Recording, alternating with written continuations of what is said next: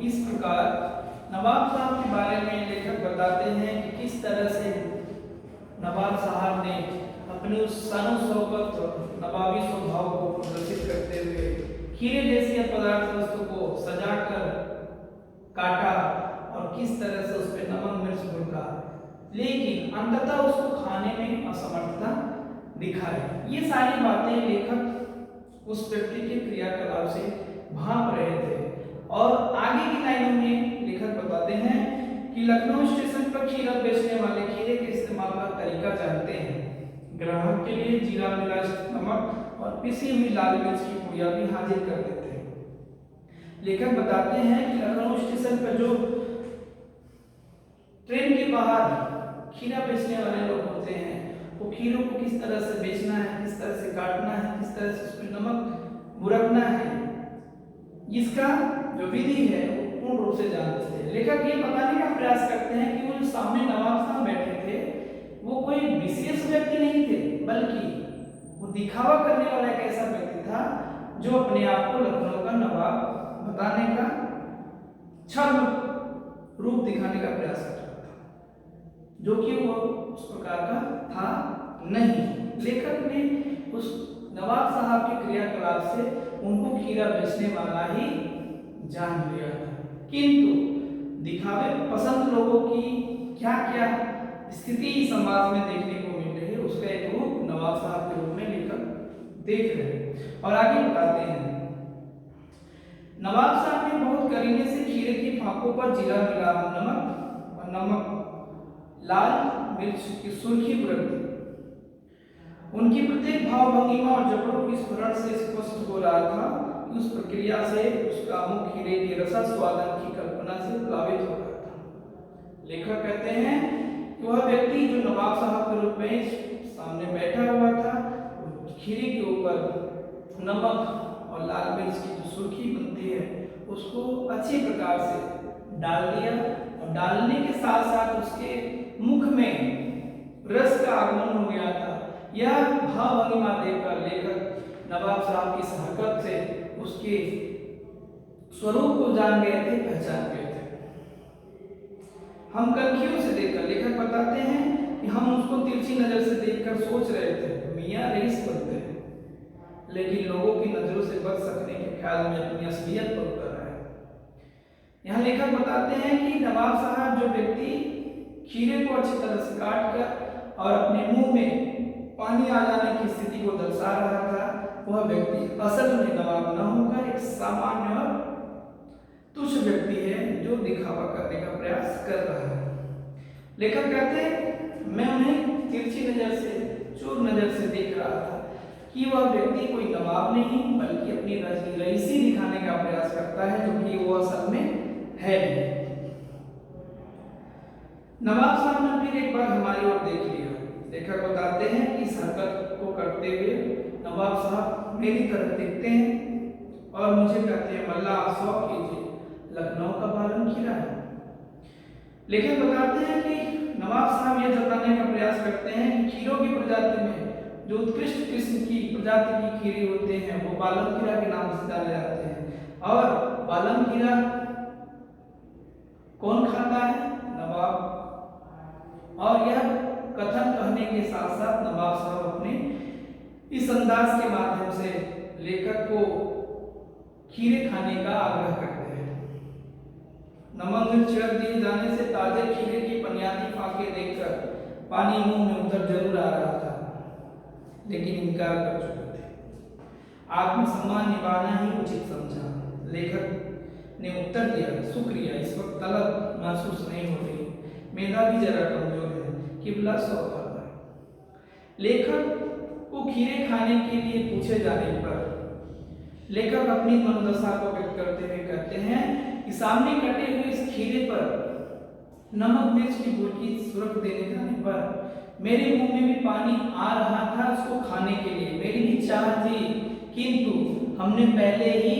खीरा ना खाने के लिए कह दिया था, इसलिए अपने आत्मसम्मान को बनाए रखने के लिए हमने नवाब साहब से कहा कृपया, शुक्रिया, आपके द्वारा पूछे जाने पर आपका धन्यवाद, कृपया, मुझे असहजता महसूस हो रही है और मेरे पेट में, मैदा अर्थात पेट में भी कुछ दिक्कतें महसूस हो रही, इसलिए आप भी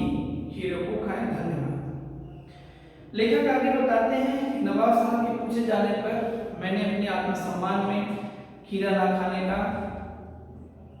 कह दिया, किंतु मेरे मन में भी उस खीरे को खाने की ललक पैदा हो चुकी थी, इच्छा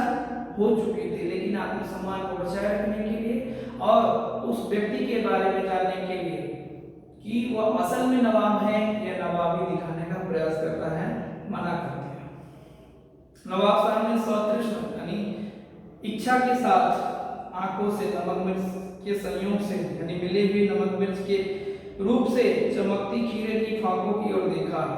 खिड़की के बाहर देखकर दीर्घ निश्वास लिया। खीरे की एक फाक उठाकर होंठों तक ले गए, फाक को सूंघा, स्वाद के आनंद में पलके मूंद ली। मुंह में भर आए पानी का घूंट गले से उतर गया। तब नवाब साहब ने फाक को खिड़की से बाहर फेंक दिया। नवाब साहब खीरे की फाकों को नाक के पास ले जाकर वासना से रसास्वादन कर खिड़की के बाहर फेंकते चले गए। लेखक बताते हैं कि किस प्रकार से वह नवाब व्यक्ति जो नवाबी दिखाने का प्रयास कर रहा था, खीरे को कतरे कतरे रूप में काटता है, उसमें नमक मिर्च का मिश्रण डालता है और मिश्रण डालने के बाद उसको नाक तक ले जाकर सूंघता है और बारी बारी करके उसको ट्रेन की खिड़की के माध्यम से बाहर फेंकता चला जाता है। अर्थात यह दर्शाने का प्रयास कर रहा है कि वह नवाब व्यक्ति है और उसे इस प्रकार की खीरे जैसी अपदार्थ वस्तु खाने का शौक नहीं है, किंतु उसके महक से ही उसको उसका आनंद प्राप्त हो जा रहा है, इसलिए बारी बारी करते हुए ट्रेन की खिड़की के माध्यम से उस खीरे की फाकों को फेंकता चला गया। लेखक आगे बताते हैं,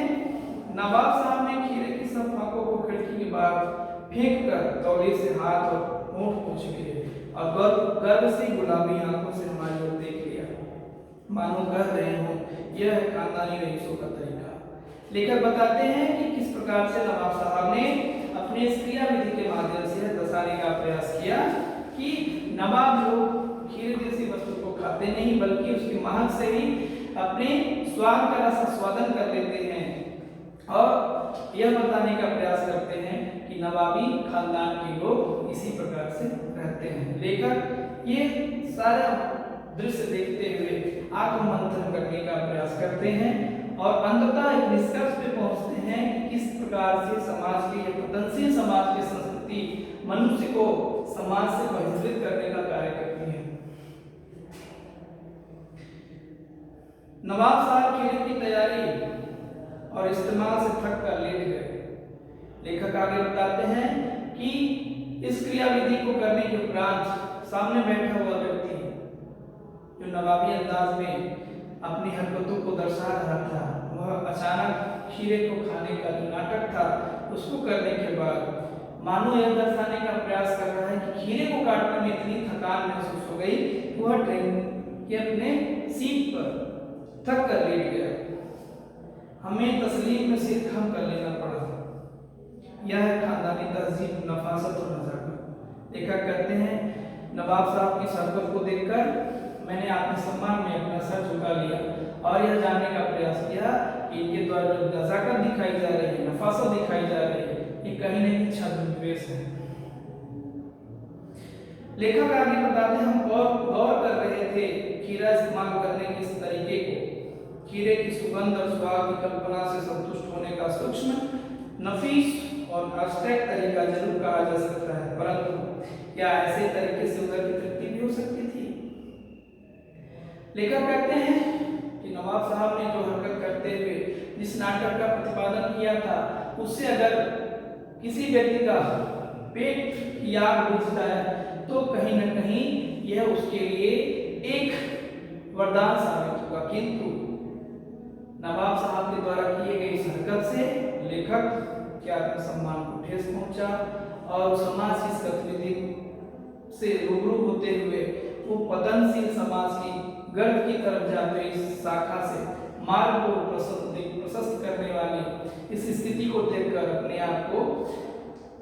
बड़ा ही आत्मग्लानि से